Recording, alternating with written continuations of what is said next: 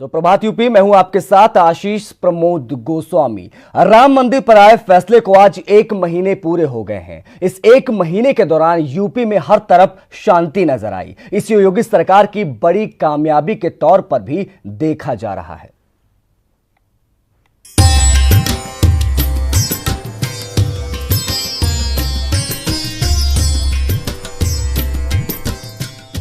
नौ नवंबर 2019 को जब देश के सबसे पुराने और सबसे विवादित अयोध्या केस पर सुप्रीम कोर्ट ने फैसला सुनाया तो पूरे देश ने फैसले का स्वागत किया। अब फैसले को 1 महीना पूरा हो गया है। केरल से लेकर कन्याकुमारी तक हर तरफ शांति है।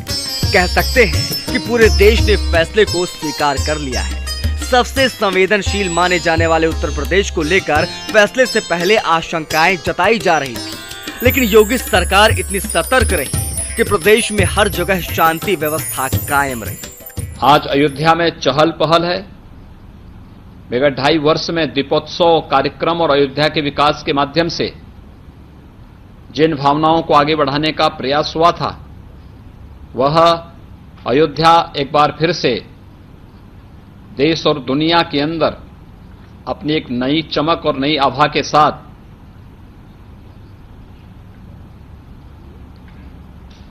भारत और उत्तर प्रदेश के इस नए परसेप्शन को प्रस्तुत करने में सफल होगी। अयोध्या पर आने वाले फैसलों को लेकर योगी सरकार की तैयारी इतनी पुख्ता थी कि अयोध्या समेत पूरे प्रदेश में कहीं पर सांप्रदायिक तनाव नहीं भड़कने दिया गया। मुख्यमंत्री योगी ने बारीकी से कानून व्यवस्था की निगरानी खुद की। उनकी मुस्तैदी का नतीजा ये रहा कि प्रदेश में कहीं पर भी हिंसा या हंगामे की खबरें सामने नहीं आई।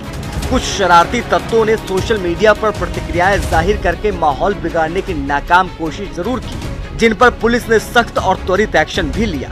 ये मुख्यमंत्री योगी और उनके अफसरों की कुशलता ही कही जाएगी कि फैसले के बाद से अब तक कानून व्यवस्था पूरी तरह से नियंत्रित है। पूरे देश ने इस फैसले को जिस प्रकार से स्वीकारा है, ये एक दूसरे के विश्वास और उन कठिन से कठिन परिस्थितियों में भी संवैधानिक दायरे में रहकर के हम बड़े से बड़े निर्णय ले सकते हैं, इस बात को एक बार फिर से पुष्ट किया है। अयोध्या केस पर सुप्रीम कोर्ट में सुनवाई पूरी होने के बाद से ही योगी सरकार बेहद सक्रिय हो गई थी।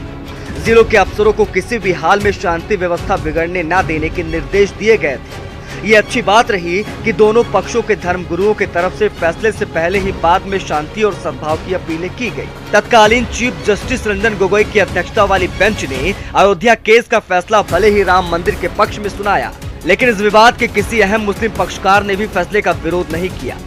फैसले से असहमत कुछ पक्षों ने पुनर्विचार याचिकाएं दायर की है, जिन पर कोर्ट आने वाले दिनों में फैसला लेगा कि उन पर आगे सुनवाई करनी है या फिर नहीं। पूरे मामले पर देश ने सद्भाव का परिचय देकर साफ संदेश दिया है कि नया भारत अब विवाद नहीं, विकास चाहता है। Bureau report, news 18। हमारी सहयोगी अनामिका सिंह लखनऊ से हमारे साथ फोन लाइन पर जुड़ी हुई हैं और निमिष गोस्वामी अयोध्या से हमारे साथ लाइव जुड़े हुए हैं। अनामिका, सबसे पहले आपके पास आएंगे और समझना चाहेंगे, एक 1991-92 का दौर था जब इसी पूरे विवाद पर कितनी हिंसा देखने को मिली थी, क्या सांप्रदायिक तनाव देखने को मिला था, लेकिन आज 1 महीना पूरा हो गया है और योगी सरकार की इसी बड़ी कामयाबी ही कहेंगे, क्योंकि 1 महीने में कहीं पर चू भी नहीं हुआ। सांप्रदायिक तनाव की बात तो बहुत दूर की बात है। जी देखिए, बिल्कुल आशीष, पूरा 1 महीना होने को आ गया फैसले को, लेकिन आप याद करिए कि किस तरीके से इसे पुलिस प्रशासन से लेकर के सरकारी महकमे में इस बात को लेकर चर्चा थी, कितना बड़ा फैसला आ रहा है और हालत कैसी होगी, हालात कैसे होंगे। लेकिन जैसे ही ये फैसला आया, उसके बाद से अयोध्या के हिंदू मुस्लिमों ने जिस तरीके से सद्भाव का परिचय दिया है, वो वाकई में काबिले तारीफ है। क्योंकि आप देखिए कि हिंदू मुस्लिमों, जो मुस्लिम पक्ष है, जो इकबाल अंसारी है, उनकी तरफ से भी कहा गया कि हाँ, सुप्रीम कोर्ट का जो फैसला है वो सभी को मान्य है। इस फैसले का इंतजार सभी को सालों से था और अब चूंकि जो ये फैसला आया है वो सभी को मान्य है। और जो शरारती तत्व थे उस पर भी पुलिस की पूरी नजर थी और शायद यही वजह है कि कार्यकुशलता कहे योगी सरकार की या प्रशासन की, सभी ने मिलकर के पूरा का पूरा जो मामला था उसको अपने कंट्रोल में रखा और कहीं से कोई अप्रिय घटना की खबर नहीं आई। पूरा एक महीना हो चुका है और एक महीने के पहले भी 6 दिसंबर का वो भी दिन आया जब बाबरी विध्वंस की बरसी को लेकर के अयोध्या में तनाव का माहौल रहता था। लोग शौर्य दिवस मनाते थे, मुसलमान यौम गम मनाते थे, लेकिन इस बार हर तरफ शांति था, सौहार्द था और ये जरूर कहा गया वहां की ओर से कि अब जो फैसला सुप्रीम कोर्ट की तरफ से आया है वो सर आंखों पर है। और बड़ी चीज ये है अनामिका को कि जिस तरह से सीएम योगी ने खुद फ्रंट पर आकर टीम को लीड किया, किस तरह से वो खुद लगातार बात करते रहे पुलिस प्रशासन से, जिलाधिकारियों से, वो अपने आप में कह सकते एक सराहनीय पहल रही योगी सरकार की जो कामयाब यहां पर हुई। आप बने रहिए हमारे साथ। निमीश हमारे साथ अयोध्या से लाइव जुड़े हुए। निमीश, अगर सीधे तौर पर समझे तो जिस धरती पर आप खड़े हैं उसने आप कह सकते एक सांप्रदायिक सौहार्द का मिसाल पेश किया और शायद इसीलिए पूरे देश में भी शांति बनी हुई है। जी बिल्कुल आशीष, अयोध्या गंगा जमनी तहजीब के लिए जानी जाती है। विश्व का सबसे बड़ा मामला था, सब पूरी दुनिया की नजर इस फैसले पर थी और जिस तरह से अयोध्या के पक्षकार, आवाम और जो यहाँ के संत महंत थे उन्होंने खुले मन से इस बात का फैसले के पहले लोगों से अपील की थी कि इसको सौहार्द के तरीके से देखा जाए, इसको हिंदू मुसलमान से न जोड़ा जाए और शायद कुछ ऐसा ही दिखा। अयोध्या आम दिनों की तरीके अब एकदम शांत और सरल है। जिस तरीके मां सरयू बह रही है उसी तरीके अयोध्या की रौनक वापस आ गई है। पूरे इतने बड़े फैसले के बाद ना कहीं कोई पूरे प्रदेश में शांति है, पूरे भारत में शांति है, तो ये अयोध्या की देन है। अयोध्या के जो यहाँ के पक्षकार थे, जो यहाँ के लोग मूल निवासी थे, उन्होंने अपील की थी इस बार चाहे जितना भी फैसला है उस फैसले को खुले मन से स्वीकार करेगा। तो लोगों ने किया। सबसे बड़ी बात आशीष है कि अयोध्या जो है वो हमेशा से इस शांति चाहती है, कभी विवाद नहीं चाहती। जब राजनीतिक लोगों ने, दलों ने यहाँ पे अपने पांव पसारने की कोशिश की, उसी समय का यहाँ विवाद हुआ और अयोध्या सियासत में थी। इतने बड़े मामले को इतने आसानी से हल कर लिया गया और जैसा भी अनामिका ने कहा कि इकबाल अंसारी जिन्होंने शुरू से ही मेन पक्षकार थे, उन्होंने शुरू से कहा फैसले मानेंगे, आज भी उस पर अडिग है। हालांकि कुछ लोग पुनर्विचार याचिका पे आशीष गए हैं, लेकिन उसको ऐसे भी देखा जा सकता है उनका मौलिक अधिकार, लेकिन उसके बाद भी लेकिन बड़ी चीज ये भी है निमीश, रिव्यू पिटीशन की बात जो आपने की वो कह सकते हैं उस पर भी इनकार किया बाबरी मस्जिद के जो मुख्य पक्षकार हैं इकबाल अंसारी, उन्होंने सीधे तौर पर कहा कि उन्हें कोई भी रिव्यू पिटीशन नहीं डालना है। ये अपने आप में कह सकते हैं एक बड़ी पहल उनके तरफ से की। आप सभी का बहुत बहुत शुक्रिया हमसे जुड़ने के लिए और तमाम बातचीत के लिए। बढ़ते आगे, उन्नाव कांड में सीएम योगी की सख्ती पर कड़ा एक्शन देखने को मिला है। आशा की मौत मामले में एसपी ने एसएचओ समेत 7 पुलिसकर्मियों को सस्पेंड कर दिया है। एसएचओ के अलावा जिन पर निलंबन की गाज गिरी उनमें 2 बीट दरोगा और 4 सिपाही भी शामिल हैं।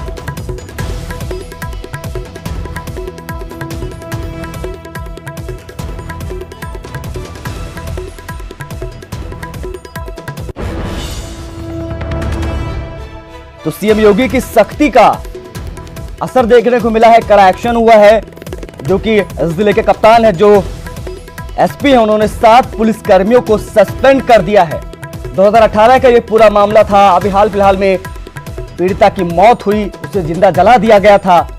कई दिनों तक जिंदगी की जंग लड़ने के बाद उन्नाव की आशा की मौत हुई। उसके बाद पूरा मामला एक बार फिर से गरमाया, महिलाएं सड़कों पर उतरी, एक तरह से प्रदर्शन हुआ, प्रोटेस्ट हुआ। खुद योगी आदित्यनाथ ने इसमें कड़ा एक्शन लिया और कड़े एक्शन का नतीजा यह है कि जो पुलिसकर्मी लापरवाही बरते थे उस वक्त उन पर गाज गिरी और 7 ऐसे पुलिसकर्मियों को सस्पेंड किया गया है। ऋषभ मणि त्रिपाठी हमारे सहयोगी फोन लाइन पर लखनऊ से जुड़े हैं। ऋषभ, बड़ा असर आप कह सकते हैं सीएम योगी के एक्शन का यहां पर देखने को मिला है। जो 7 पुलिसकर्मी सस्पेंड हुए हैं, ऋषभ, इनके बारे में समझना चाहेंगे, उस वक्त इनकी क्या भूमिका थी और किस आधार पर इनको सस्पेंड किया गया है? आशीष, देखिए, जो न्यूज 18 पहले दिन से ही एक सवाल उठा रहा था जी। जब आरोपी बाहर आ गया था, जमानत पे आ गया था बाहर, तो बिहार थाने की जिम्मेदारी बन रही थी कि उस आरोपी के ऊपर नजर रखती, उसको हिदायत देती, उसको ताकीद करती कि वो कोई गड़बड़ नहीं करेगा। साथ ही साथ ये भी करना था बिहार पुलिस को कि रेप पीड़िता के परिवार की काउंसलिंग करती, उनको भरोसा दिलाती कि उनको कहीं किसी से डरने की जरूरत नहीं है। तो और बीट पुलिसिंग, जो एक बीट सिपाही भी उसमें सस्पेंड किए गए हैं, उनकी यही जिम्मेदारी थी। बीट सिपाही की यही जिम्मेदारी होती है कि उनको अपना एरिया मालूम होता है, उस एरिया की हर जानकारी उनको होनी चाहिए थी। तो जो न्यूज 18 ने पहले दिन से ये सवाल उठाया था कि पुलिस को प्रोएक्टिव होना चाहिए था, जमानत के जब आरोपी बाहर आया था उसमें नजर होनी चाहिए थी, निगरानी होनी चाहिए थी, वो नहीं। और शायद अगर वहां के स्थानीय पुलिस इन चीजों पर ध्यान रखती, ऋषभ जिसका जिक्र आप कर रहे हैं, तो शायद वो पीड़िता हमारे बीच आज जिंदा होती। लेकिन कहीं ना कहीं लापरवाही, लेकिन लापरवाही का खामियाजा भी भुगतना पड़ा है।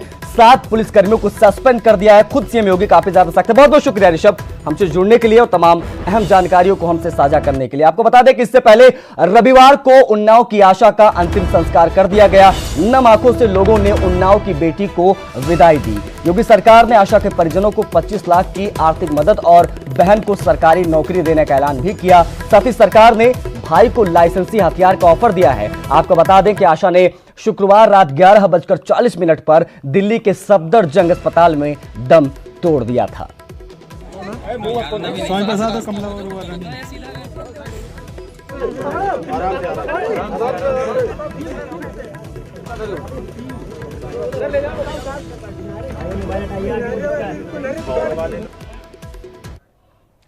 सूत्रों के हवाले से एक बहुत बड़ी खबर आ रही है, उससे भी आपको रूबरू करवा देते हैं कि निर्भया के दोषियों को जल्द फांसी हो सकती है। 16 दिसंबर की वो तारीख चर्चा में आ रही जहां पर दोषियों को फांसी हो सकती है। फांसी देने वाली लोकेशन की सफाई की गई है। दया याचिका खारिज होने के बाद फांसी दे दी जाएगी। आपको बता दें कि राष्ट्रपति रामनाथ कोविंद के पास है दया याचिका फिलहाल, और जैसी ही याचिका खारिज होगी 16 तारीख को यानी 16 दिसंबर को फांसी दी जाएगी निर्भया रेप के मामले में। आपको बता दें 2012 का यह पूरा मामला कई दिनों से चर्चा में है हाल फिलहाल में, क्योंकि जिस तरह से हैदराबाद का वाकया हमने देखा उसके बाद से इनकी भी फांसी की मांग तेज हुई। अब यहां पर चर्चाएं आम है और सूत्रों के हवाले से खबर भी आ रही है कि 16 दिसंबर इन अपराधियों का आखिरी दिन होगा, इन्हें फांसी दी जाएगी। आपको बता दें फांसी जहां पर देनी हुआ कि लोकेशन की सफाई की गई है।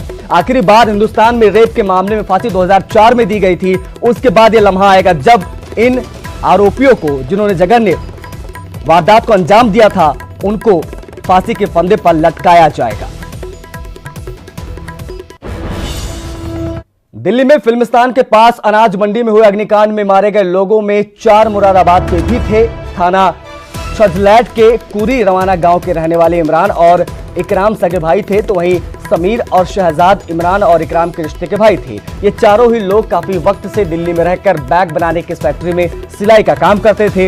हादसे में जान गंवाने वाले चारों मृतक के परिजन सदमे में हैं।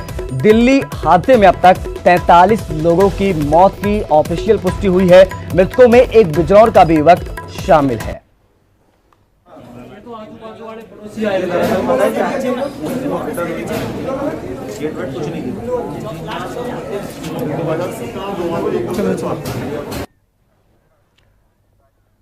दिल्ली अग्निकांड में बिजनौर के मुशर्रफ अली की भी मौत हो गई। जिस समय आग लगी थी मुशर्रफ ने अपने भाई को आखिरी कॉल की थी और कहा था कि वो मरने वाला है और उसके बाद वो उसको उसके परिवार का ख्याल रखे।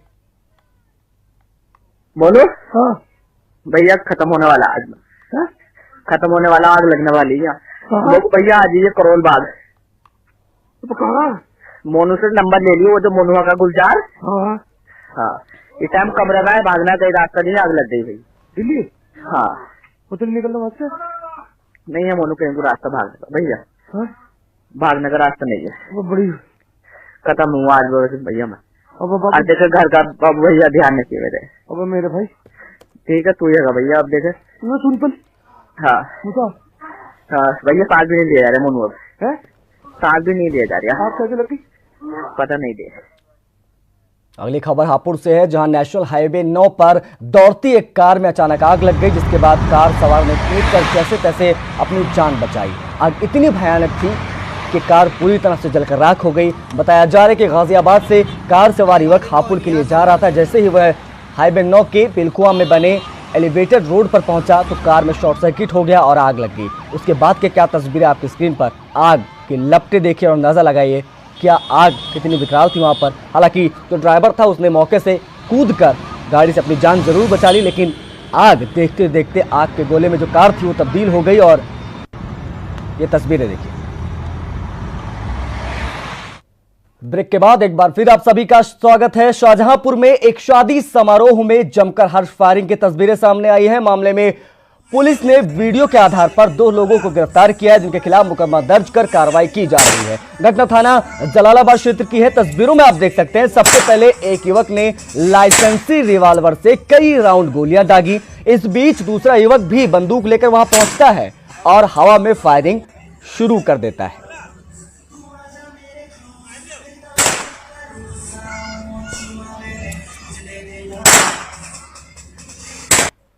फायरिंग का एक वीडियो सोशल मीडिया पे आया था, जिसमें निर्देशानुसार सुसंगत धाराओं में मुकदमा पंजीकृत किया गया है। सहारनपुर में पुलिस और बदमाशों के बीच मुठभेड़ हो गई, जिसमें एक बदमाश गोली लगने से घायल हो गया, जिसे पुलिस ने गिरफ्तार कर लिया है। हालांकि इस दौरान मौका देखकर उसके दो अन्य साथी भागने में कामयाब रहे। मामला सहारनपुर के थाना नानौता का है, जहां जैसे ही बदमाश युवक से पैसे लूटकर भागने की कोशिश कर रहे थे, उस दौरान गश्त लगा रही पुलिस उन्हें देख लिया, पीछा किया और मुठभेड़ हो गई, जहां पुलिस की गोली से एक बदमाश घायल हो गया, जिसे जिला अस्पताल में भर्ती कराया गया है।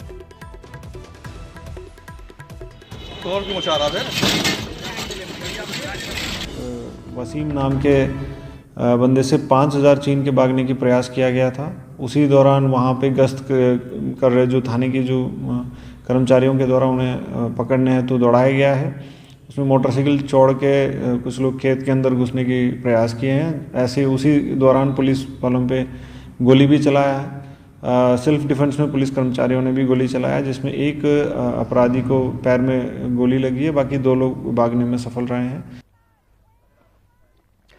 कानपुर देहात के रूरा थाना क्षेत्र में पैसे के लेन देन के विवाद में दबंग व्यापारी ने युवक पर तेल डालकर उसे जला दिया, जिसके बाद युवक गंभीर रूप से जल गया। जहां हालत नाजुक होने के बाद उसे कानपुर के हैलट अस्पताल में रेफर किया गया। जानकारी के मुताबिक राजन एकधरा गांव का निवासी है, जो दुकान से सामान खरीदने गया था। इस बीच दुकानदार से पैसे को लेन देन को लेकर बहस हो गई और व्यापारी ने युवक को वहीं जला दिया। पुलिस ने मामला दर्ज कर लिया है।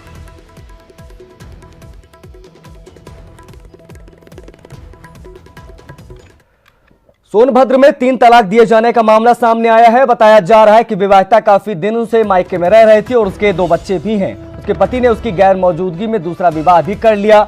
आरोपों के मुताबिक पति विवाहिता के घर पहुंचा और उसे 3 तलाक बोल दिया। विवाहिता की तहरीर पर आरोपी पति के खिलाफ मामला दर्ज कर उसे गिरफ्तार कर लिया गया है।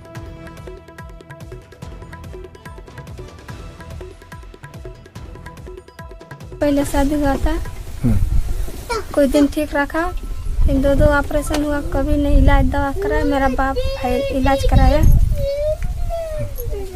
और फिर उसमें गए थे, मार के घर से निकाल दिया। तो फिर पहले 4 तारीख के आके बच्चा लौटने लगा, फिर 3 तलाक दे दिया। अच्छा, वो दूसरा शादी भी किया है? हाँ। अभियोग पंजीकृत कराया है।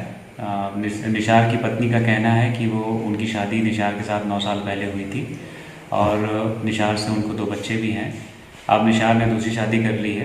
निशार कल उनके पास उनके बच्चों को लेने आया था, तो और इनको रखने के लिए तैयार नहीं था। तो जब उनकी पत्नी ने उस पर चलने का दबाव बनाया, वहीं पर ससुराल में रहने का, तो निशार ने वहीं पर उनको 3 तलाक कह दिया। वो जो पीड़िता की तहरीर प्राप्त थी, उसके संबंध में मुकदमा दर्ज कर लिया गया है थाना दुद्दी पे, और जो अभियुक्त है निशार, उसकी गिरफ्तारी कर ली गई है। महोबा में टाइगर के दस्तक से ग्रामीण दहशत के साए में जीने को मजबूर है। टाइगर ने एक जानवर को भी अपना निवाला बनाया है। वन विभाग की 2 टीमें मौके पर पहुंच गई हैं। 15 दिन पहले भी इस इलाके में टाइगर देखा गया था। माना जा रहा था कि टाइगर पन्ना रिजर्व टाइगर से आया है। पंजों के निशान के आधार पर वन विभाग ने मान लिया था कि टाइगर शायद वापस चला गया, लेकिन फिर से ग्रामीणों ने टाइगर देखने की बात कही है।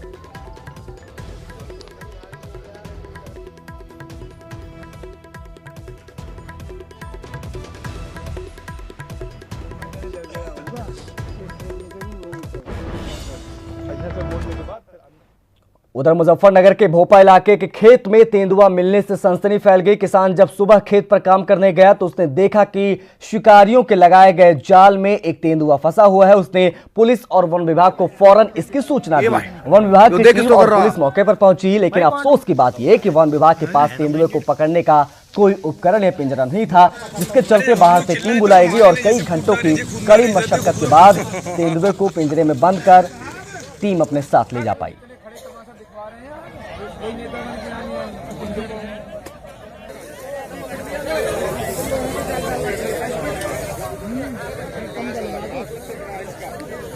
भैया के दो सजा उधर बागपत के बड़ौत रोडवेज डिपो में एक मैकेनिक पानी की टंकी पर चढ़ गया। वो सैलरी नहीं मिलने से नाराज था। पिछले 5 महीने से उसे सैलरी नहीं मिल रही थी। उससे परेशान होकर वो टंकी पर चढ़ गया और कूदने की धमकी देने लगा और रोडवेज अधिकारियों ने सैलरी दिलाने का आश्वासन देकर मैकेनिक को ऊपर से नीचे उतरवाया। मैकेनिक रोडवेज डिपो में ठेकेदारी के तहत काम करता है और ठेकेदार सैलरी देने में आनाकानी करता है।